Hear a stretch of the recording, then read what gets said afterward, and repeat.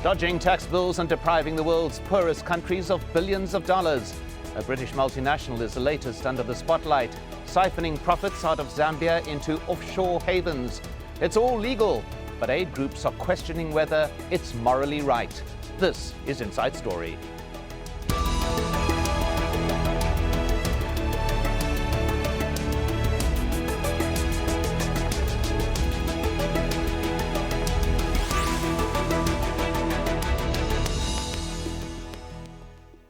Hello, I'm Mike Hanna. Welcome to the program. Another major multinational stands accused of massive tax avoidance. The Zambian subsidiary of Associated British Foods has confirmed it paid virtually no tax in the past 5 years. A report by ActionAid states the company's revenue from its Zambian operation is being funneled into tax havens, including Ireland, Mauritius and the Netherlands. The report states Zambia Sugar generated profits of $123 million since 2007, but paid less than 0.5% in corporate tax. The report estimated that Zambian public services lost $27 million as a result of the tax avoidance, enough to put 48,000 children through school. And it said revenue lost to tax havens was 14 times the amount the UK gives Zambia in aid to combat hunger and food insecurity. Associated British Foods subsidiary company in Zambia, Ilovo, issued this statement. We deny emphatically that Ilovo is engaged in anything illegal, immoral, or in any way designed to reduce the tax rightly payable to the Zambian government. Hara Matassa in Johannesburg has more on the impact tax avoidance is having on developing countries. Multinational companies finding legal ways to avoid paying tax is nothing new in Africa. It's happening in Zambia and elsewhere on the continent. They get away with it because sometimes poor countries use it as an incentive to lure in investors, and it could be the only way to create badly needed jobs. Sometimes some companies pay the little bit of tax and it ends up in the pockets of corrupt politicians or officials. That's why there's very little ever done about it. And ultimately, it's the poor people in Africa that suffer. In a country like Zambia, it's one of the poorest countries on the continent. Many people are unemployed and they're struggling to feed their families. Southern Africa has been badly affected by floods recently. In some countries, huge acres of land are underwater. People have lost their crops. Donors have cut back on giving aid to Africa because of the global economic crisis. Activists say the only way to make these multinational companies pay their taxes in full is if politicians in Africa are willing to act, and that could help millions of people across the continent. Well, let's bring in our guests, all in London. From ActionAid, Chris Jordan, co-author of the report on Zambia Sugar called Sweet Nothings. Keith Boyfield, Fellow of the Institute of Economic Affairs. And Stephen Barber, a political economist from South Bank University. Welcome to you all. Well, let's begin with you, Chris Jordan. There is no suggestion that these actions are in any way illegal. You are contending they are immoral. What can be done about it, do you believe? Well, yes, that's right. This is legal tax avoidance. This is a big British multinational company finding legal loopholes in national and international laws to aggressively lower its tax bill in a very poor country. And there's an awful lot that can be done about it. First, we think that the company itself has a real responsibility to play fair in a country like Zambia. We think it should stop making these artificial transactions out of the country and pay its fair share of tax where it actually makes its profits. But really, the problem with all of this are the rules that govern the whole system. So there are national rules that need to change. Countries like Zambia should stop giving away so much in tax breaks that don't help them in the long term. But really, the big prize is changing the international rules that govern this. The kind of transfer pricing, the tax haven rules just aren't fit for purpose anymore. And that's something that is already on the agendas of the G8, the G20 this year. And it's something that we want to see decisive action around. Well, a long shopping list of desires there, but Keith Boyfield, do you think that the fundamental issue here is talking about legislating what is or what is not moral? Well, I think what a lot of those companies would say, including Associated British Foods, is that they're actually going in for tax planning. They have a fiduciary duty to their shareholders to maximise their profits, and in that process they're wanting to minimise their tax bill. And I remember as a student at the London School of Economics reading Stuart Holland's books in the 1970s about transfer pricing, and some people, particularly NGOs, get very uptight about companies, multinationals, tax planning. But I think it's the way of the world, and it's very unrealistic and naive to think that this won't continue forever. Well, Stephen Barber, your point of view on this? Well, I think Chris was right to concentrate on the rules there. Once we start to couch debates like this in purely moral terms, it's very difficult to see what companies and what individuals have to do. I mean, I think that corporations should pay their tax, and I think individuals should pay their tax. But it's very difficult to expect them to pay more than the law requires. And so we have to look at the laws, and we have to look at the tax jurisdictions that are in place and right across the world. And I think that's a point that needs to be made, is that this is really an issue of real global proportions. And although we're talking perhaps here in the case study of Zambia, this is a global issue and needs to be looked at as such. Well, Keith Boyfield, you mentioned there the issue of transfer pricing, and yet what we are looking at here and what the company itself says is that it did not hide anything, that in fact it was taking advantage of tax benefits that were granted to it by the Zambian government because of some $200 million investment over that period of time. So we have here this argument. That's why I think NGOs are incredibly naive when they start criticising companies for actually claiming the tax incentives that have been presented by governments. I go to Gabon quite a lot, and the Gabonese government have provided a lot of tax incentives for companies such as Olam to invest in that country. The simple reason being is that you wouldn't get the investment, the direct foreign investment, without that incentive. And it's also a question of jurisdiction, whether you believe in national sovereignty. You're hearing the French and German governments in Europe asking the Irish government to increase its corporation tax rate of 12.5%. They keep using this word solidarity, which I translate into "we've suffered, now it's your turn." Well, let me go to Chris. Jordan, are you naive as contended there? Absolutely not. Let's be clear. In this particular case, the Zambia Sugar company took the Zambian government to court in 2005 to get a tax break that was designed to help domestic farmers. Now, Zambia has lost $9 million since that tax break went through. It's clearly a company that's pushing very hard to minimise its tax bill. Well, Stephen Barber, you mentioned there the importance of looking at this on a global basis rather than singling out an individual event, which is repeated. Why is it so important to view this and dealing with it globally rather than on a case-by-case basis? Well, I mean, I think you certainly can look at case-by-case issues here, but I mean, this is a global issue. It's an issue where we can see right across the world. It's not just developing countries, but we see the same issues arising in the developed countries of Europe. We've had the same sorts of debates here in Britain. And what we see here in Britain is that there are corporations that have avoided paying tax, and again, quite legally, and so it's about looking at those tax rules that are in place.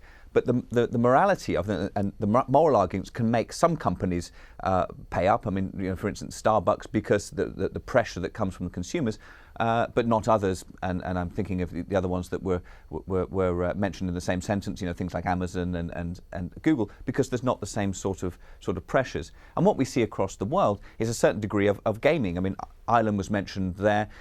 Its exchequer has been, well, certainly in the past, had been very successful in attracting foreign direct investment by having particularly low corporation tax rates. We see the same thing in Britain. The last budget, the Chancellor dropped corporation tax. These countries want to attract foreign direct investment into those countries because the big prize there is growth, prosperity, jobs, and all the rest. what we're seeing in some of these developing countries is that great prize not filtering down to everyone else in the country, and that's the problem, really. Well, I want to pick up on the basis. Googles and the big companies in a moment, but if we could just for one moment take a look at this, that the UK-based charity ActionAid is also fighting what it calls a global culture of financial secrecy through its Trace the Tax campaign. The group says that tax avoidance is costing poor countries $160 billion a year. And for every $10 given in aid to the developing world, $15 is lost through tax dodging. It describes the situation as stark and urgent and calls for greater financial transparency. Well, the debate about greater financial transparency is well underway. But if we are talking avoidance rather than evasion, how does financial transparency help? And now I'll bring you in, Keith Boyfield. I object to this attitude amongst NGOs like ActionAid taking the moral high ground. If you actually look at Associated British Foods, who own that company in Zambia, that's actually one of the major shareholders of the Western family who run it. And they are remarkable philanthropists. They're amongst the biggest philanthropists in the world. And this idea that companies are just trying to milk countries in a highly cynical way in order to make as much profits for their own wicked motives, well, actually you find that those profits are being paid out in dividends and being used for charitable purposes, philanthropy, and also for pension funds, so that we've all got something to live on in our old age. Well, I deeply object to this moral high ground position that ActionAid, etc. take. I think they should reflect. Well, we'll go to Chris Jordan in a minute to respond directly to that, but I want to go and hear Stephen Barber's point of view on this particular issue of saying that there is a degree of social importance for these companies' involvement, particularly in developing nations. I mean, I think, look, clearly there is an ethical dimension to this, but I think you can only deal with it by looking at the legalities of it and the law. And if I can just say one thing, perhaps in minor mitigation of the corporations, is that you've got to look at the tax jurisdiction of countries. I'm looking wider than the case study that was given with Zambia here. We always focus on global corporations, but actually when you look at some of these countries, there's a real lack of tax being paid at all. Pakistan was one that was raised by the Select Committee here in London that looked at this. 80% of MPs don't pay any tax. The Prime Minister doesn't pay any tax. Local directors don't pay any tax. And once you have a situation like that, it's very difficult to put the pressure on a global corporation to pay it as well. And you raised the issue of foreign aid. Again, incredibly important. If the tax that's being lost outweighs that which is being given in aid and development, and 0.7% of GDP is the target, then effectively what we're doing from countries like Britain and Europe and the rest is that there's development monies going into these countries, but it's subsidising corporations and companies that aren't paying any tax. And so, there's a whole layers and layers and layers of issues here. Well, Chris Jordan, how do you respond to this type of statement about the fact that companies do sometimes use social responsibility, but also very importantly that multinationals are in a way an easy target, whereas endemic corruption within a number of societies may slip beneath the radar? How do you balance this and respond to what we've just heard from the other two guests? Well, I think we have to remember that tax is absolutely vital for developing countries, just as it is for all countries around the world. Tax pays for teachers, it pays for doctors, it pays for roads, infrastructure, investment. And yet tax avoidance drains huge amounts of money from those economies. The OECD estimates that developing countries lose 3 times more to tax havens than they receive in aid every year. This keeps them dependent on international aid and handouts, and that's a farcical situation.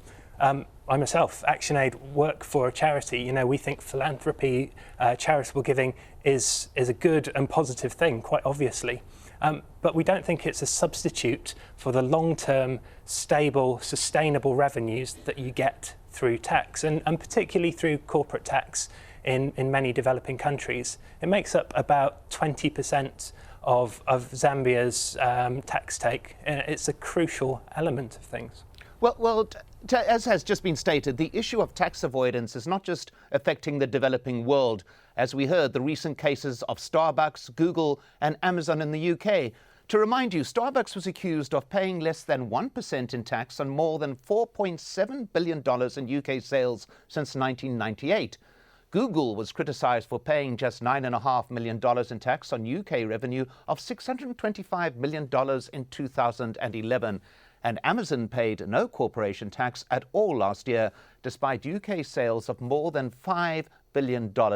Yet these practices have been in place for a lengthy period. And the question is, why has there only relatively recently been an upsurge in this insistence on morality in financial dealings? Your view, Chris Jordan. I think the world has turned a blind eye to this kind of practice for 20, 30 years. And certainly in the West, when the going was good, that's kind of understandable. Since the global financial crisis hit in 2007-8, things have changed. You see the G20 nations really launching a crackdown against tax havens. You see people, you see the media becoming increasingly irate at the kind of artificiality of these kind of transactions, of doing your business in one country but finding it all too easy to shift the profits to another jurisdiction where very little happens. It's an accountancy trick, and I think that's what gets people really angry. It also gets small businesses angry too. So in Zambia, we talked to a woman called Caroline Machanga. She's a market trader, works just next door to the Zambia Sugar plantation. In some years, she has actually paid more corporation tax, more business tax, than the giant multinational just next door, and yet her children go to bed hungry each night. That's why we think it's an issue of morality, and that's why we think it needs to change. Well, Stephen Barber, that particular point being made there, that in this type of tax avoidance, there is an unlevel playing field being created economically, is there not, between the external multinational companies and local producers? Yes, there most certainly is. I mean, if you're a company that has the option of locating somewhere else, then of course you have much more leverage than a company that's domestically focused and domestically grown, and in this instance a very small company as well. Of course, the point here is that in countries like Zambia, a lot of the reasons that the corporations are there are because of natural resources, and if the corporations are there because of natural resources rather than the domestic market, as we've seen the case here in Britain with companies like Starbucks, if it's about those natural resources, then governments and local governments have that kind of leverage, because there's a reason to incentivize companies to come to your country. But if they're coming there because of they want access to minerals and to farming and all the rest, then you really can enforce some of that tax much more easily, I would say. Well, Keith Boyfield, what is your opinion on this, the issue of there being uneven playing fields economically with this form of tax avoidance? Well, I think a lot of NGOs think that it's only the enabling state, as they would call it, who can provide things like education. But one of my colleagues at the Institute of Economic Affairs, Professor James Tooley, has shown very convincingly that schooling, education can be provided at a much more efficient level in places like Kenya and Nigeria than by the state, and that people left to themselves, well, actually, even people with incredibly low incomes would rather pay for independent schooling than the schooling provided by the state. So-called free primary school education in Kenya isn't free because you have to have a uniform and shoes, and that's not required in independent schools, and lots of people would rather have their kids go to independent schools where they get better education, even in the slums. So I object to this idea that it's only the state that can provide things. And the whole reason that the NGOs are arguing for taxation is to provide the tax revenues for that those services. You often find that the tax revenue ends up in Swiss bank accounts. Well, let's go to Chris Jordan to respond to that. Chris, you were shaking your head there. Yeah, most definitely. I think it's very patronising to suggest that this is just NGOs who are trying to get change on this issue. It's the World Bank, it's the IMF, it's the OECD, it's the UN, it's the Department for International Development in our own country. Across the board, people are waking up to the fact that tax revenues, and particularly corporate tax revenues, are vital for developing countries. This is not just NGOs saying this. Well, there's been a strong response to this on Facebook. Salma Ahmad says simply, no, it is not right. And Mia More adds, what a shame. Zaria Abednego says this is another form of colonialism and imperialism. But RJ Gusker says, look at any business plan, there's not any mention of ethics or morality. This is the cold reality of capitalism. And Lewis Ian Alan Marshall reflects, nice to see multinational corporations treating first and third world countries the same. Sigh. Picking up on this last point, though, should there be different codes of conduct for multinationals operating in third and underdeveloped markets as opposed to those in what is called the first world? Stephen Barber, your view. Well, again, you're couching this in terms of morality, and in a sense, you're asking a company to act more morally than it is required by the law. I mean, I think what we should have is standards that are of at least a minimum level right across the world. I mean, again, much easier said than done. But I think it's unrealistic to expect companies to, particularly companies that are in global competition, to act much more morally and to act in a way that would put them at an economic disadvantage without there being a law in place to require it. And I think that's where you've got to have a certain degree of global cooperation with policymakers and using some of these international institutions. Well, Keith Boyfield, I know that a little bit earlier you were trying to make a point very strongly. What was the point you were trying to make there? Well, I think there's just so much hypocrisy in this debate. Christine Lagarde, somebody I admire very much, the managing director of the IMF, you may recall last year she was encouraging the Greeks to actually pay their income tax. It was then pointed out by Greek politicians that she was on a very hefty salary with a very hefty expenses allowance, and she paid no tax whatsoever. So I think there's an element of, throwing stones from glass houses. And yet we still have a massive income deficit in third world countries like Zambia, as the recent report has shown. Chris Jordan, that question about whether there should be different codes of conduct for multinationals operating in different areas, would that help the situation? Well, I think ultimately we would want to see a global set of tax rules that actually work. I think, as we've seen with Starbucks, with Google, with Facebook, big companies are not paying their taxes in the UK. As we've seen with Associated British Foods, they're not paying them in developing countries either. The rules are just not fit for purpose anymore, and that's what really needs to change. That's going to take a while to negotiate. We're under no illusions about that. So as a very important first step, this is really where the transparency agenda comes in. So we think that all companies, but particularly multinationals, should have to become much more transparent about the way they do business.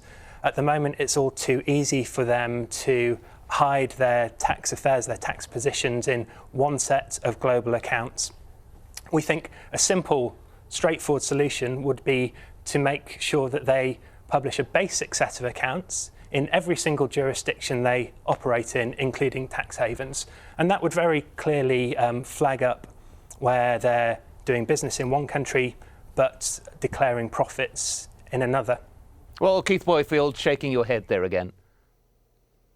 Well, again, I would suggest to the gentleman who's just been talking that the church commissioners who invest in companies all around the world, if they feel very passionately about this, they can raise it at the shareholders' meeting. And as a major shareholder, they could raise it with the board. That might be a more effective way of going about things.